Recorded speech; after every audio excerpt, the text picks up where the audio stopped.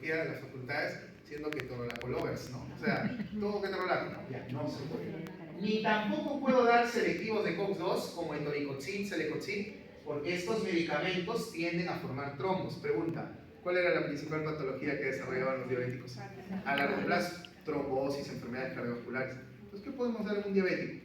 Podríamos dar diclofenaco, podríamos dar meloxicam, podríamos dar ibuprofeno, pero en dosis no tan altas. ¿Se entiende, no? ¿Sí?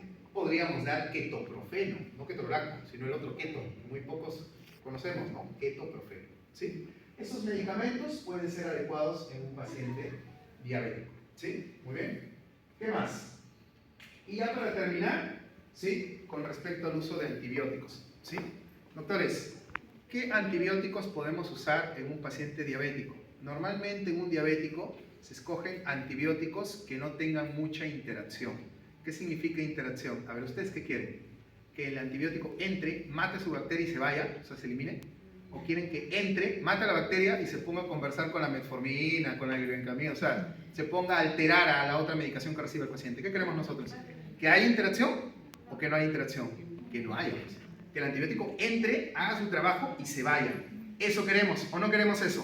O yo quiero que con mi antibiótico modificar su terapia hipoglicemiante del paciente. No quiero eso, ¿cierto? Entonces, nosotros podemos usar los antibióticos en los diabéticos como tratamiento, si es que tenemos que curar una infección, o también como profilaxis.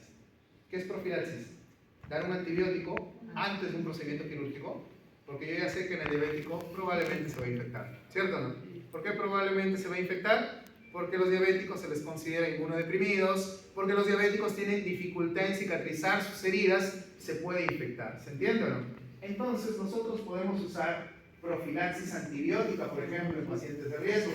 Y como vemos en este cuadrito, ¿quiénes son pacientes de riesgo? Pacientes diabéticos, pacientes inmunosuprimidos. ¿Qué medicamentos podemos usar? Acá hay una lista, yo voy a resaltar algunos. Amoxicilina. La amoxicilina es un antibiótico que se puede usar en pacientes diabéticos. Como tratamiento, ¿cuánto usaría? 500 miligramos cada 8 horas. Pero como profilaxis se puede usar hasta 2 gramos antes de una cirugía. ¿Se entiende? ¿Sí? ¿Qué otro medicamento podemos dar? Cefalosporinas.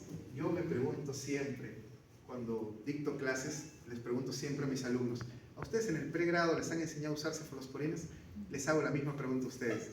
¿Por qué? O sea, cefalosporinas son buenazas en odontología, buenazas, solamente que a veces no nos enseñan a utilizarlas. Por ejemplo, cefalexina es muy buena. Cefadroxilo es buenazo, cefazolina es muy buena, que es inyectable, ¿sí? Nosotros normalmente enseñamos esas cositas, como por ejemplo, cómo usar esos antibióticos. Bueno, en el curso, que por ejemplo acá hay algunos asistentes de la versión pasada del curso, han estado, hemos enseñado cómo utilizar también esos antibióticos, las cefalosporinas, también se pueden utilizar. Si yo tengo un paciente diabético y alérgico a penicilinas, qué mala suerte, ¿no? Oye, si eres diabético, no seas alérgico, pues, ¿no? O sea, da ganas de decirle eso, ¿no? Pero se puede usar clindamicina en diabetes también. Y no solo clinda, también se podría utilizar acitromicina. Doctores, cierro la charla con este comentario. Hace mucho tiempo ya se sabe que la eritromicina acá en el Perú ya no está sirviendo, por algo que está afectando a nivel mundial, que es la resistencia a los antimicrobianos.